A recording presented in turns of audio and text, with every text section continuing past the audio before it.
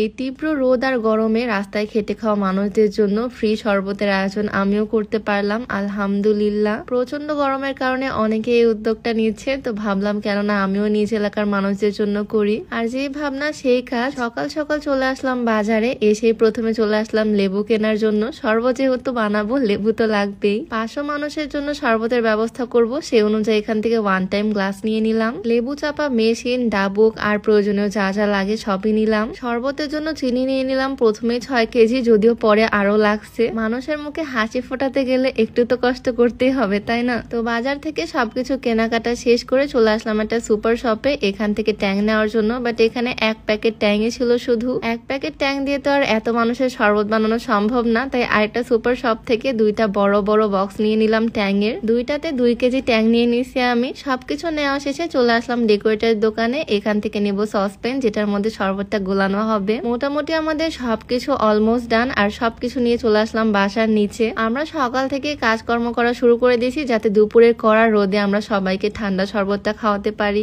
এই বড় সসপ্যানটা আর এই বড় চামচটা সবকিছু ধুয়ে নেওয়া হলো, আর একটা ছায়াতে আমরা বসে পড়লাম পাটি পেরে। যেই লেবুগুলো আনছি এগুলো এখন ভালোভাবে ধুয়ে নিব, তারপর লেবু কেটে চেপে রস বের করে নিব লেবু থেকে। আমি একটা বালতির মধ্যে পানি নিয়ে ভালোভাবে লেবুগুলোকে ধুয়ে নিলাম। আর এতগুলো লেবু যেহেতু চেপে রস বের করতে হবে, তাই সবাই মিলে এই কাজটা করব। বাট এখানে দুঃখের বিষয় হচ্ছে আমরা যে লেবু চাপা মেশিনটা আনছি এটা একদমই কাজের না। অযথা আমাদের টাকা ওয়েস্ট। বাসায় থাকে কাঠেরটা দিয়ে কাজ চালানো হচ্ছে। আমার শাশুড়ি আম্মু অনেক হেল্প করছে, লেবুগুলোকে ভালোভাবে কেটে দিছে, তারপরে ভাবে চামচ দিয়ে লেবুর রস বের করছে অনেকটাই। আর আমার হাজবেন্ড এদিকে করতেছে। অনেকটা সময় নিয়ে সবাই মিলে সবগুলো লেবুর রস বের করে ফেললাম। আর এদিকে দেখো আমার হাতের অবস্থা। আমার স্কিন একটু বেশি পাতলা, যার কারণে আমার এগুলো ফেস করতে হয়। যাই হোক, ব্যাপার না। লেবু চাপা শেষ করতে আমাদের ভ্যান চলে আসলো, যে ভ্যানে করে আমরা শরবত নিয়ে যাব। আর মোটর থেকে ঠান্ডা পানি তোলা হয়েছে এই সসপ্যানে। শরবত বানানো শুরু করে দিব বিসমিল্লাহ বলে। জগ থেকে লেবুর রসগুলো দিয়ে দিলাম পানির মধ্যে, তারপরে দিয়ে দিলাম ট্যাংটা। একটা মজার ব্যাপার কি জানো, আমরা যেই দোকানে গেছি জিনিসপত্র কিনতে, সব দোকানের সেলসম্যান আমাদেরকে বলছে